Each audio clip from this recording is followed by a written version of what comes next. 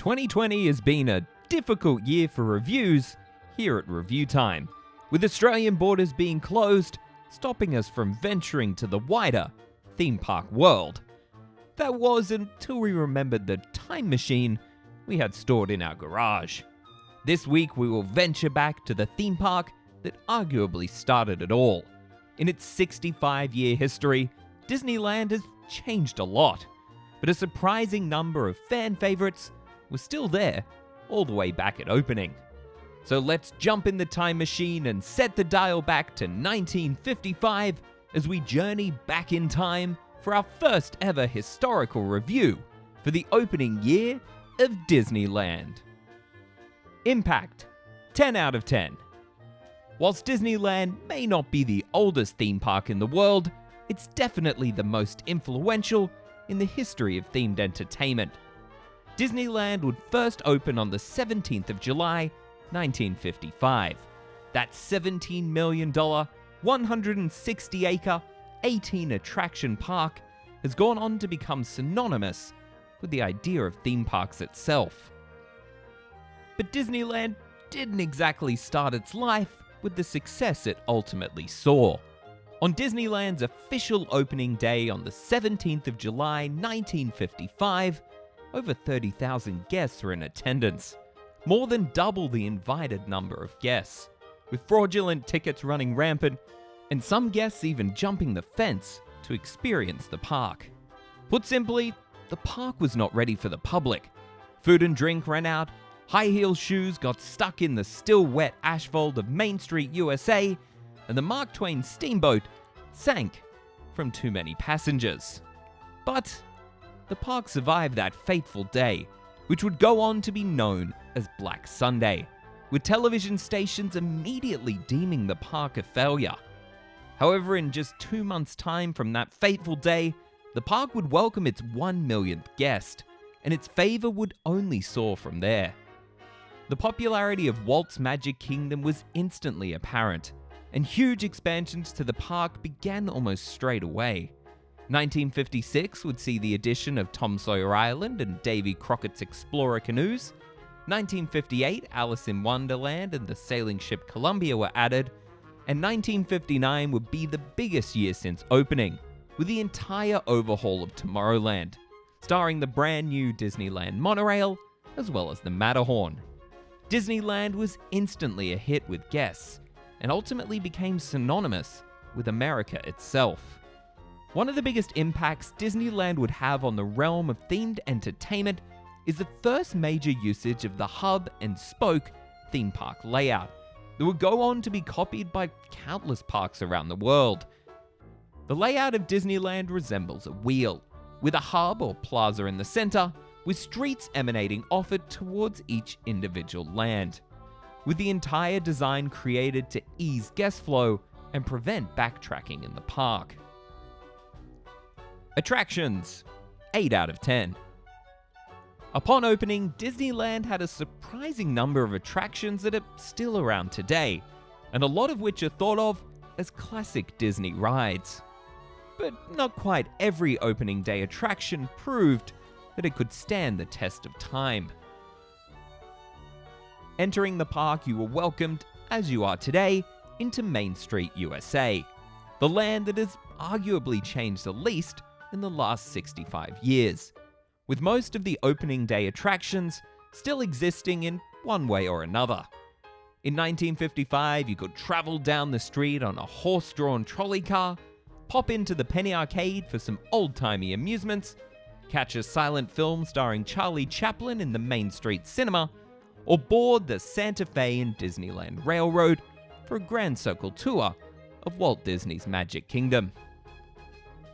Walking right down the middle of Main Street, USA and taking a left at the plaza would have put you into Adventureland, containing only a single attraction, the Jungle Cruise, a more seriously scripted voyage down the rivers of the world, with the feeling of being in a lush jungle, slightly lost, with the tiny trees not having decades to grow in like they have had today. Exiting the true-life adventures, you could have next ventured into Frontierland, looking remarkably different to 2020, with the Mark Twain steamboat being the one iconic attraction still operating. Most of Frontierland was filled with the Rainbow Desert, which you could explore aboard a pack mule, Conestoga wagon, or even a stagecoach, for a trip back in time to explore how the West was settled. Once you ventured through the desert, you could escape the heat in the Golden Horseshoe Saloon, where the Golden Horseshoe Review would go on to host over 39,000 performances over the years. Fantasyland at the time contained a lot of attractions that in one way or another are still around today, though most have been extensively updated since opening day.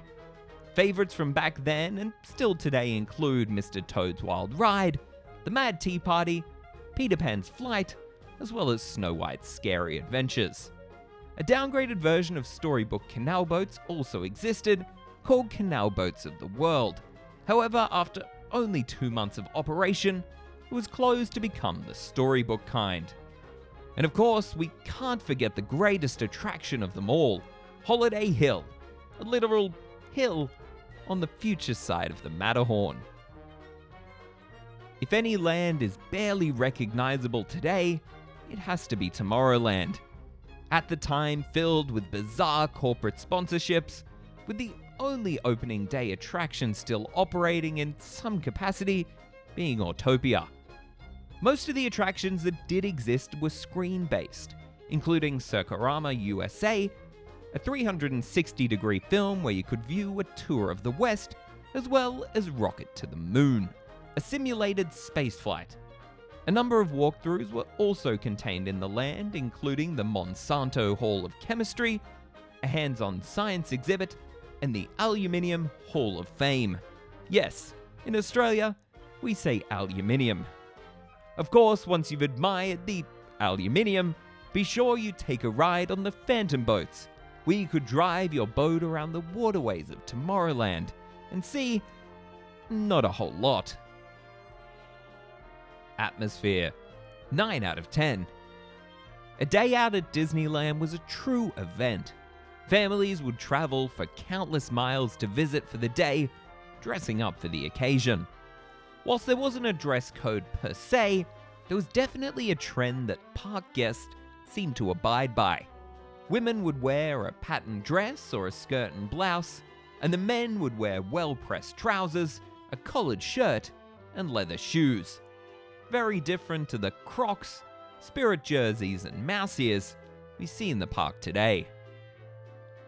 The atmosphere in the park, though, was slightly restricted, with the theming and foliage looking a little barren compared to now, with parts of the park even looking completely unfinished. This is understandable though, as trees and shrubbery take a long time to grow, and the entire park was constructed in only a year. Your day at Disneyland would start by parking your car in the giant parking lot right outside the front gates, giving you easy access to both start and end your trip to a place that most people had never experienced anything like before. Entertainment can make or break the atmosphere in a park, and there are a number of locations to entertain you throughout your day. In Fantasyland, there was the Mickey Mouse Theatre, essentially what the Main Street Cinema came to be, a theatre playing classic Mickey Mouse films on a constant rotation. Elsewhere, you could catch a live band at the Disneyland Bandstand, which up until a month before park opening was located in the middle of Town Square. However, not wanting to block guests' grand reveal of the castle, it was moved next to the castle instead. And of course, it wouldn't be Disney without the characters. And in the 1950s, you could meet all of the absolutely terrifying looking characters that would surely haunt your dreams forevermore. Legacy, 10 out of 10. With the Disney Parks legacy now spanning 6 resorts and 12 theme parks around the world, it's clear to see that the legacy of Disneyland, and more so Walt Disney, still lives on to this day.